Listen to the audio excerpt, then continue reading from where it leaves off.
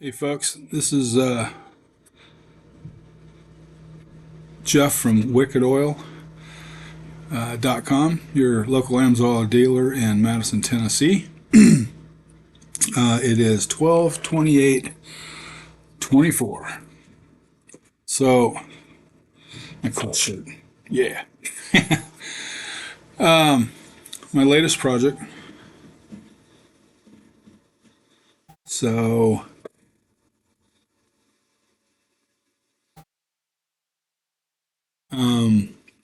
this is a memorial to my mother-in-law, which truthfully I never met her.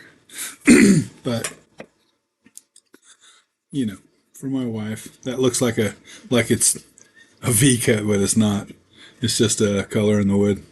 Anyway, this hasn't been sanded or anything like that, but I just wanted to show. Let's see if I can. I cut a shelf in the back for the pictures to sit in. Figure I'll put some plexiglass or something in there, and then a picture, and then a backer, and then whatever to pen it in.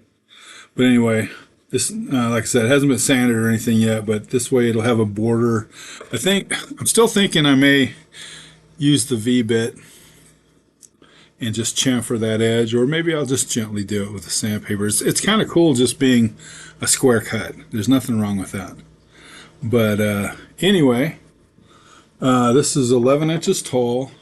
It's 18 inches wide, and it's 0.91 inches thick. Only because I had to plane it down. There was some. This is actually a step for stairs.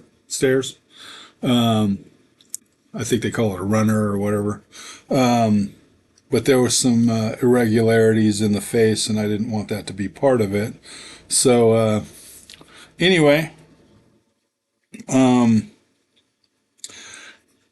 this recess wasn't supposed to be here. That's because when I went from MDF, which I did my practice on,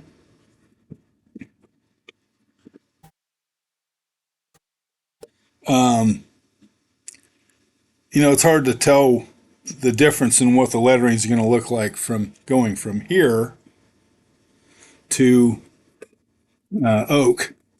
So anyway, it was fun. It was really fun doing this. It was really frustrating too. Anyway, these cut too deeply, and there wasn't very much definition in the lettering. It was kind of like I wrote it in crayon. And I thought, oh, I ruined the wood, which I have some more over there, but it's like, I don't want to throw this out. And then I thought, oh, I know what I could do.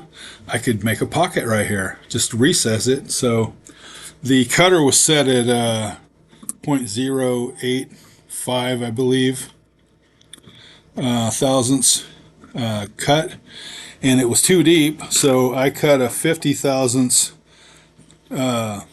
pocket, 50 thousandths deep. And then these were, since I had messed it up, I tried some different depths because I stopped it. It did this one first, and this one, and it was coming down the line. And since it was messing up too deep, I was like, well, it's already screwed up. So I tried some different depths, some shorter depths. I tried, this one was, I think it was 35 thousandths.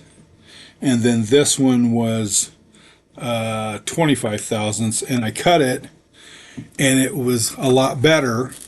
And then I was like, but how am I going to do this? So then I came up with the idea to channel this. And when I did it, it started cutting out, and all of a sudden, this one became legible. And I was like, oh. So I set them all at 0.86 thousandths. Which with a 50 thousandths pocket gives me 36 thousandths deep, and then it came out pretty good. So hopefully you can see that okay. But anyway, it hasn't been sanded yet, so we still got to take care of all the stuff. I flipped the image over and created the pockets in the back and everything. I don't know why this one, now on the front side when I cut it out, I had it cut on the inside of the line. When I flipped it over, I changed it to cutting on the outside of the line so I'd get the pocket. And then I cut these down to, this is a 0.91 thickness. So I brought these down to 0.7 thickness. So that gives me a 0.2 of an inch shelf right there. Which truthfully, I could have brought that down to 1, I think. But I was thinking about chamfering it, like I said. Anyway, for some reason, I thought I had screwed up when I flipped it over, because I cut this side and then I flipped it this way and then created a separate file. I copied the initial file over to another one and added the word flipped to the end of the title. And then I went in there and highlighted everything and just told it to flip it. And then I turned off all the other tool paths except for this this one, well, for the picture cutouts. And then I told them all to cut on the outside of the line, and it did this one first. And on this side, for some reason, it cut just a little bit wider, and there was and on the bottom too, it kind of it had a ledge, it had a thin piece sticking in here, which I thought it was going to do that to all of them, but it only did it to this one. So I don't know if I moved something or something by accident. I don't know. But anyway, all the others came out nice and square. And so I just I disabled these cuts, and I went back to this one, and I set it to no offset. And then it just went through, it followed its path and went down and trimmed it all off, just like it did it right in the first place. So anyway, it's pretty cool.